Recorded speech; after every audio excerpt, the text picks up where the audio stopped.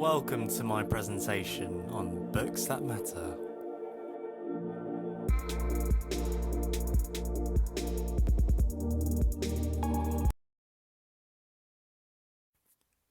So, what is Books That Matter? Books That Matter is a startup that provides monthly book subscription for young and inspiring readers. These boxes have different feminist themes every month, containing a book written by a female author and at least 3 themed gifts created by independent female creators ranging from socks to sweets. They even do podcasts featuring interviews with several feminist icons. Their CEO, Molly Masters, she came up with the startup idea during a second year uni and was awarded the Female Startup of the Year in 2019. This slide will compare Books That Matter's followers across all their social media channels to their competitors. So on the graph, we can see that they are the leaders on Instagram, closely followed by Bookishly though, with 26,000 followers. They don't have a lot of followers on Twitter and Facebook, however, as Bookishly nearly have 10 times the number on Facebook compared to them, as they have 20,000 followers, which is quite a high number on Facebook. Also, I want to note that Willoughby Book Club, another competitor of theirs, have nearly double the followers on Twitter as well. So we can definitely summarise that there is room for improvement for Books That Matter's following on Twitter and Facebook. We'll now compare their engagement on Instagram to their competitors. They boast the highest average number of likes per post with 645.2. This figure is considerably higher compared to their competitors, as none of them really come close statistically in this category. They also have the highest engagement rate of 1.89%. This figure narrowly edges a Rare Birds Book Club's rate of 1.87%. However, their average comments to post ratio unfortunately is not championed, as Willoughby's Book Club boasts an average comments per post of 15.3. This could be due to the giveaways they do frequently on Twitter. Despite them having a fairly low following on this platform, I believe it was 2,500 followers, they still managed to have the highest engagement, as they averaged the highest number of likes of 16.15 per tweet, as well as the highest average number of retweets of 2.27 per tweet.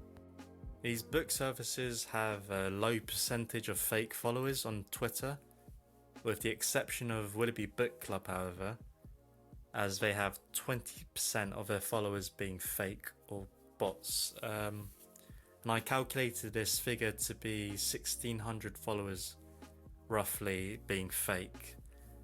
This suggests that they have an illegitimate representation of their engagement on Twitter. Now we're going to look at the metrics of brand awareness, and we'll start off by looking at Twitter. The brand has the most impressions and reach on Twitter, with impressions recorded up to 352 and a reach of 160 respectively. And all these figures were collected within the last week, from the 11th to the 18th of October. Despite Willoughby Book Club having the most followers, although 20% being fake, they still only have a quarter of Books That Matter's impressions and reach, respectively. Now looking at the brand awareness of Books That Matter next to the competitors across all social media channels, they have the highest reach on all these platforms apart from on Facebook, as Bookishly boasts a reach of 136. This can perhaps be explained by the big 20,000 followers on Facebook. Hence, improvement for Books That Matter on brand awareness on Facebook should definitely be alerted to.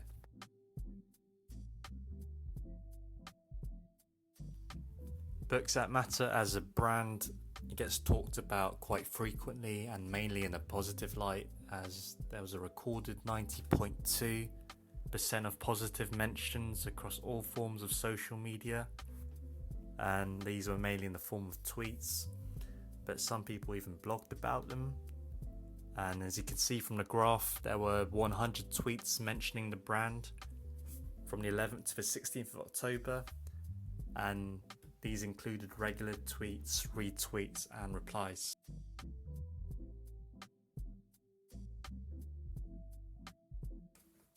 Books that matter have really blown up within the last year. However, there is still scope for improvement.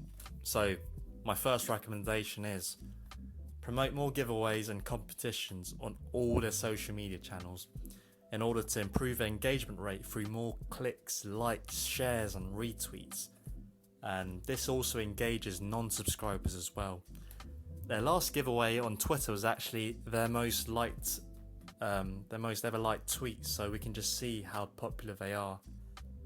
Next, I believe that starting a YouTube channel as well as a TikTok account would expand their overall social media audience. Their target audience is predominantly aimed at Gen Z, hence TikTok would be an ideal social media outlet for these younger readers to be connected through watching unboxing videos, for example, just to get a taste of what the brand offers. Another suggestion is to give subscribers an alternative option by developing an app for them to access their reading on the phones or tablets in a convenient way. This is also a great option for the more environmentally conscious readers.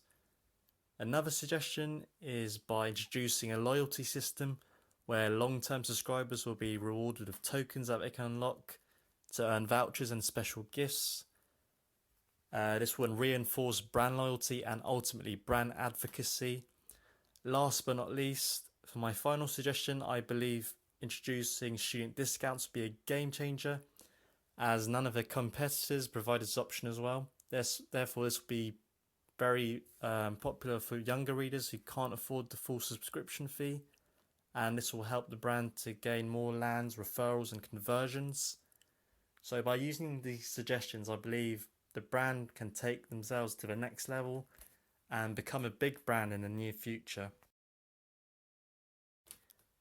Thank you for your time.